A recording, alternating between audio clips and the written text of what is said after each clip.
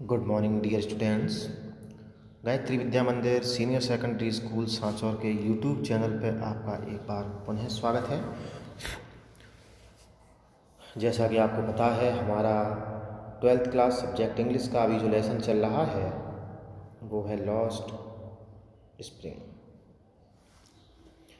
Spring है, और जिसके 2 वीडियो जो हैं पिछले लेक्चर्स में आपने देखे होंगे और निश्चित रूप से उनको सीखा होगा, जिसमें हमने 2 क्वेश्चन भी डिस्कस किए थे।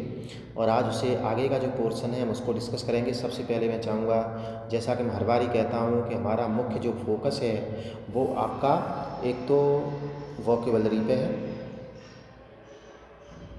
ठीक है ना। वोकेब जो है वो आपके लिए बहुत ही की फैक्टर रहता है। और इसके अलावा आप ये भी ध्यान दिया करें कि जब भी कोई लेसन पढ़ाया जा रहा है तो उसका जो सेंटेंस मेकिंग है, उसका सेंटेंस किस प्रकार से बन रहा है, उस सेंटेंस पे भी आपको ध्यान देना है कि उसी तरीके से आपको भी सेंटेंस जो है वो बनाने का प्रयास करना है। इन 2 चीज़ों पे आपको बहुत ध्यान देना है कि किताब में सेंटेंस किस प्रकार से आए हैं, क्योंकि आपके आंसर भी बुक से ही बनते हैं, उसी प्रकार के बनते हैं, तो ये फिर आपके आसान हो जाता है। तो देखें, हम आज इसके वोकेबलरी को देखते हैं। देखें विद्यार्थियों, यहाँ पे एक वर्ड आपका दे रखा है,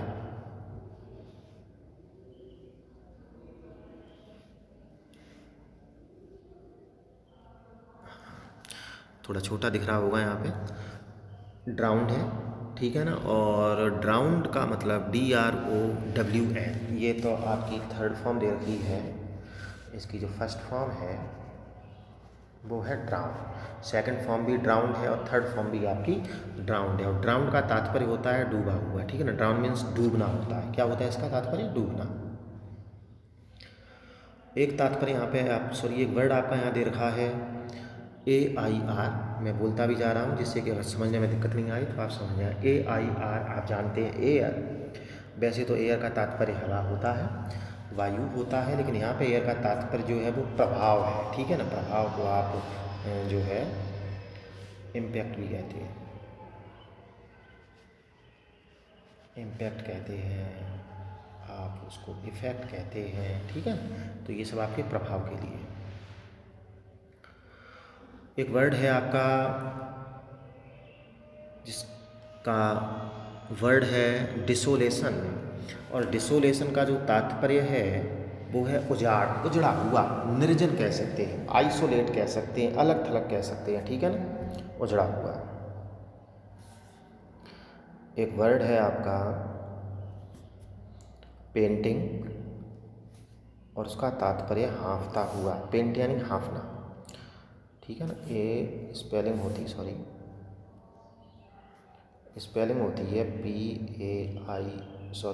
एक होती है PAINT। ये पेंट का मतलब तो होता है रंगना या पुताई करना, और ये जो स्पेलिंग होगी ये PANT होगी, ठीक है ना। पेंट करना ना, हाँफना। इसको आप आउट ऑफ ब्रीथ भी कहते थे, आउट ऑफ ब्रीथ, ठीक है ना, हाँफ जाना, ठीक है। अब देखते हैं हम आगे। एक वर्ड यहाँ पे आपका दे रखा है ग्रांटेड। ग्रांटेड का तात्पर्य स्वीकार कर लिया, और इसकी फर्स्ट फॉर्म के बारे में अगर बात करें तो होगा ग्रांट, सेकंड फॉर्म ग्रांटेड और थर्ड फॉर्म भी ग्रांटेड। ग्रांट यानी स्वीकार कर लेना, अनुमति दे देना, ठीक है। एक वर्ड है आपका यहाँ रैग पिकर। तो रैग पिकर का तात्पर्य है बच्चों, सामने लिखा है कचरा बीनने वाला। और आपको बता दूं, जो रैग होता है, रैग का तात्पर्य होता है कचरा। क्या होता है? कचरा। पिक यानी बीनना, रैग कचरा, या फिर इसको आप इस लेसन में आपने देखा होगा गार्बेज। क्या है? गार्बेज भी कहते हैं। गार्बेज का तात्पर्य भी क्या हो गया? कचरा, ठीक है। हाँ, अब देखते हैं आप आगे। एक वर्ड है यहाँ पे आपका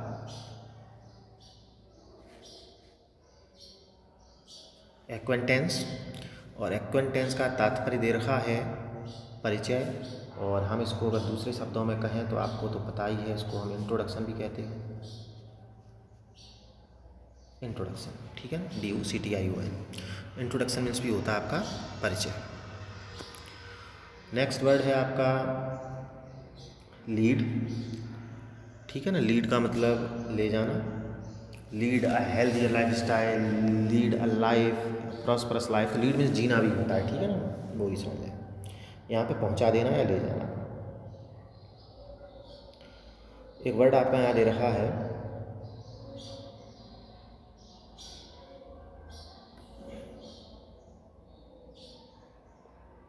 पेरिफरी, PERIPHERY। पेरिफरी यानी होता है परिधि। क्या होता है? परिधि, ठीक है ना, पेरिफरी, बाहरी सीमा भी कह सकते हैं। एक वर्ड है यहाँ मेटाफेरिकली। मेटाफेरिकली यानी लाक्षणिक रूप से। मेटाफर जो है वो आपका एक फिगर्स ऑफ स्पीच है। मेटाफर रूपक अलंकार, ठीक है ना, तो वो मेटाफेरिकली यानी एक लाक्षणिक रूप से यहाँ पे ये शब्द दे रखा है। हाँ, नेक्स्ट है आपका स्क्वैटर, और स्क्वैटर का तात्पर्य है अवैध निवासी। अवैध निवासी का तात्पर्य आप कह सकते हैं गैर कानूनी रूप से, गैर कानूनी रूप से बसना, मतलब कहीं पे रहने लगना, जहाँ पे आपके पास रहने के लिए कोई परमिशन नहीं है, कोई परमिट नहीं है, और ऐसे ही आकर के किसी दूसरे देश से आ जाएं और हम यहाँ पे रहने लगें, कहीं रहने लगें, तो वो गैर कानूनी रूप से बासिंदा हो गया, अवैध निवासी। एक आपका वर्ड यहाँ पे है विद्यार्थियों, वाइल्डनेस। आप जानते हैं वाइल्ड यानी जंगल होता है, तो वाइल्डनेस यानी एक प्रकार से जंगल जैसा ही, यानी कि बीहड़, बीहड़ सुनसान, उजड़ा हुआ एक स्थान। एक वर्ड यहाँ पे आपका दे रखा है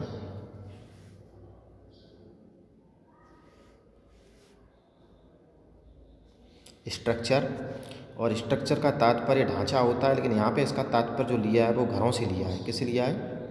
घरों से, ठीक है। हाँ, नेक्स्ट वर्ड है आपका मड, MUD। मड मीन्स मिट्टी होती है, अर्थात मिट्टी के जो घर हैं उससे लिया है, मिट्टी के बने हुए घर, स्ट्रक्चर ऑफ मड, ठीक है ना। आगे देखते हैं।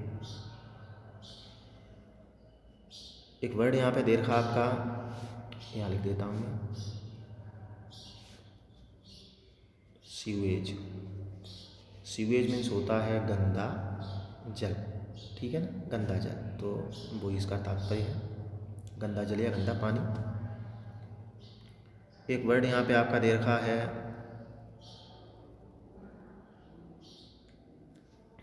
ड्रेनेज। ये थोड़ा पास ज़्यादा लिख गया है, इसलिए थोड़ा आपको दिक्कत हो रही होगी, लेकिन मैं प्रयास कर रहा हूँ आपको बताते हुए। ड्रेनेज, ड्रेनेज का मैं यहाँ लिख देता हूँ आपका, ये रहा DRAINAGE। ड्रेनेज मीन्स होता है नाली, यानी जल का जो निकास होता है, जो नालियाँ होती हैं जिससे बह के गंदा पानी जो बाहर चला जाता है। नेक्स्ट वर्ड देख लेते हैं, ड्रेनेज हो गया। एक वर्ड यहाँ पे आपका दे रखा है जो हमने अभी डिस्कस भी किया था, पॉवर्टी, और आपको पता है पॉवर्टी मीन्स क्या होता है? गरीबी, अभी पिछले वीडियो में बताया था मैंने। नेक्स्ट वर्ड है आपका आइडेंटिफाई। आइडेंटिफाई का मतलब होता है पहचानना, ठीक है ना, रिकॉग्नाइज करना, ठीक है, रिकॉग्नाइज, रिकॉग्नाइज। एक वर्ड है आपका सर्वाइवल, और सर्वाइवल का तात्पर्य जो है वो जीना, या फिर कह सकते हैं जीना, या फिर कह सकते हैं जीविका। एक वर्ड है आपका यहाँ पे फीड। फीड का तात्पर्य है भोजन कराना, ठीक है ना, भोजन कराना या खिलाना, फीडिंग। एक वर्ड है यहाँ पे आपका एक। एक का जो तात्पर्य है वो है दर्द, या फिर हम कह सकते हैं दुखना। क्या कह सकते हैं? दुखना, पेन, एक, ठीक है ना। ऐसे एक से ही बनता है आपका, जैसे हेड है आपका, अब हेड में एक जोड़ दोगे तो हेडेक हो जाएगा, सिर दर्द हो गया। बैक है आपका, बैक में जोड़ दोगे तो बैक एक हो जाएगा, ठीक है ना। तो जैसे पीठ में दर्द है, तो इस प्रकार से ही एक जोड़ देते हैं। एक वर्ड है आपका यहाँ टैटर्ड, और स्पेलिंग है इसकी, एक सेकेंड, TATTERED। टैटर्ड यानी, टैटर्ड का जो तात्पर्य है वो है फटे हुए कपड़े, ठीक है ना, फटा होना, टैटर्ड। आगे देखते हैं। टैटर्ड के बाद यहाँ पे एक वर्ड दे रखा है आपका पिच, और पिच का तात्पर्य होता है किसी चीज़ को गाड़ देना, ठीक है, गाड़ देना। नेक्स्ट है आपका ट्रांजिट, और ट्रांजिट मीन्स होता है अस्थाई, या इसको हम टेम्परेरी भी कह सकते हैं, टेम्परेरी, अस्थाई। एक वर्ड आपका यहाँ दे रखा है एक्वायर, और एक्वायर का तात्पर्य है प्राप्त करना, जिसे हम HEP कहते हैं, ठीक है ना, गेट भी कहते हैं, प्राप्त करना, रिसीव करना, अचीव करना, एक्वायर करना, ऑब्टेन करना, ठीक है। एक वर्ड है आपका यहाँ प्रोपोर्शन, एक सेकेंड, हाँ ये रहा, देखो प्रोपोर्शन, और प्रोपोर्शन का तात्पर्य रूप या फिर स्वरूप को, या दूसरे शब्दों में आप ऐसे समझ सकते हो, शेप, ठीक है, कोई भी शेप होती है वो भी प्रोपोर्शन ही हुआ। एंड एट लास्ट यहाँ एक वर्ड है आपका फाइन आर्ट, ललित कला, ठीक है ना, एक कला। तो ये आज के आपके जो भी वर्ड्स हैं, ठीक है। और अब हम देख लेते हैं एक पैराग्राफ, तो थोड़ा सा देख लेते हैं। हाँ देखें विद्यार्थियों,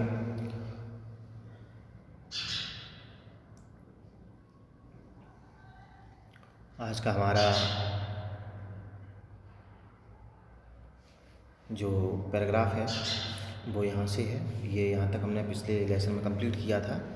तो लेखिका कह रही है कि मैंने पूरे देश का भ्रमण किया है, मैं बच्चों को शहरों में, गांव की गलियों में नंगे पैर घूमती देखती हूँ, और मुझे ऐसा प्रतीत होता है कि it is only an explanation, ये केवल एक व्याख्या है, to tell the perpetual condition of poverty, के मतलब निरंतर चली आ रही गरीबी की दशा को बताने के लिए। It is not lack of money, ये धन की अभाव के कारण नहीं। तो करी आई रिमेंबर स्टोरी, मुझे एक कहानी याद है। अब मैंने यानी एक आदमी ने फ्रॉम उडुपी, उडुपी यानी एक स्थान का नाम, उडुपी के एक व्यक्ति ने वंस टोल्ड मी, एक बार मुझे एक कहानी सुनाई थी। एज ए यंग बॉय यानी एक युवा लड़के के रूप में, he would go to school, he would go यानी वो जाया करता था, टू स्कूल यानी विद्यालय में, पास्ट यानी गुजरते हुए, एन ओल्ड टेम्पल यानी एक पुराने मंदिर से, वो प्रतिदिन पुराने मंदिर के पास से गुजरते हुए विद्यालय जाया करता था। Where his father was a priest, जहाँ पर उस छोटे से बच्चे के पिताजी जो थे वो प्रीस्ट यानी मैंने आपको बताया था पुजारी थे।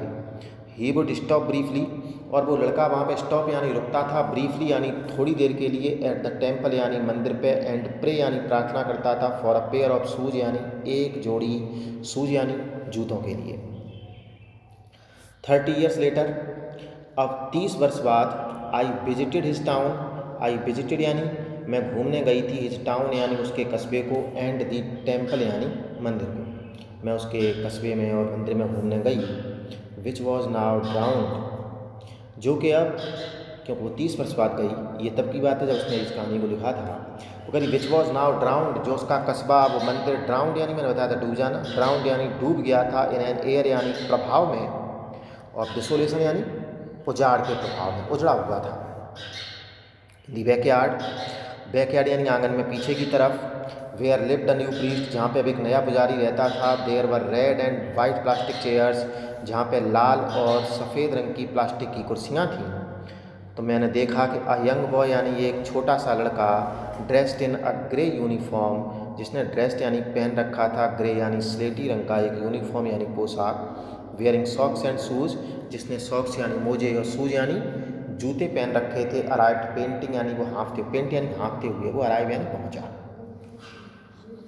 And through his school bag, उसने अपने विद्यालय के थैले को फेंका था ऑन अ फोल्डिंग बेड यानी उस बिस्तर पर, एक ऐसा बेड जो फोल्ड हो जाता है। लुकिंग एट दी बॉय यानी लड़के की तरफ देखते हुए, आई रिमेंबर दी प्रेयर, मैंने प्रार्थना को याद किया था। एनदर बॉय हैड मेड यानी जो किसी दूसरे लड़के ने, जो पहले एक 30 वर्ष पहले जो लड़के ने प्रार्थना की थी, टू दी गॉडेस यानी देवी माँ से, when he had finally got a pair of shoes, जब उसे अंततः अपने जूते एक जोड़ी प्राप्त हो गए थे। पहले प्रार्थना करता था कि जूते प्राप्त हो जाएं, जब उसे जूते प्राप्त हो गए तो उसने प्रार्थना की थी कि let me never loss them, कि मैं कभी भी इन जूतों को लॉस ना कर दूं, खो ना दूं, कि मतलब ये जूते अब मेरे पास अगर मुझे प्राप्त हो ही गई है तो हमेशा बने रहें।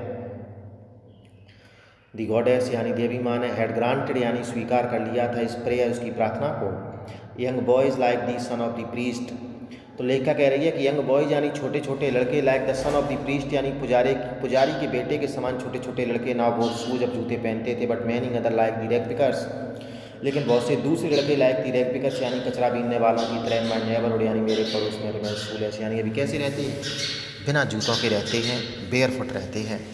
जबकि पुजारी के छोटे बच्चे के समान छोटे छोटे लड़के भी अब जूते पहनते हैं, लेकिन मेरे पड़ोस में कचरा बीनने वाले बड़े बड़े लड़के भी कैसे हैं, वो शूलेस रहते हैं। तो उसके कहने का तात्पर्य है कि सभी कि वो छोटे छोटे बच्चे भी जागरूक हैं, इतने अवेयर हैं कि वो जूते और चप्पल पहनते हैं, लेकिन बड़े बच्चे के जूते चप्पल नहीं पहनते हैं। निश्चित रूप से it is not lack of money, ये कोई धन की अभाव के कारण नहीं है, बल्कि ये शायद ये व्याख्या ये बताना चाहते हैं कि दे हैव नो मनी, उनके पास में पैसा नहीं है। ठीक है ना, आज हम इतना ही पैराग्राफ रखेंगे और नेक्स्ट पार्ट इसका देखेंगे अगली वीडियो में। ठीक है, धन्यवाद।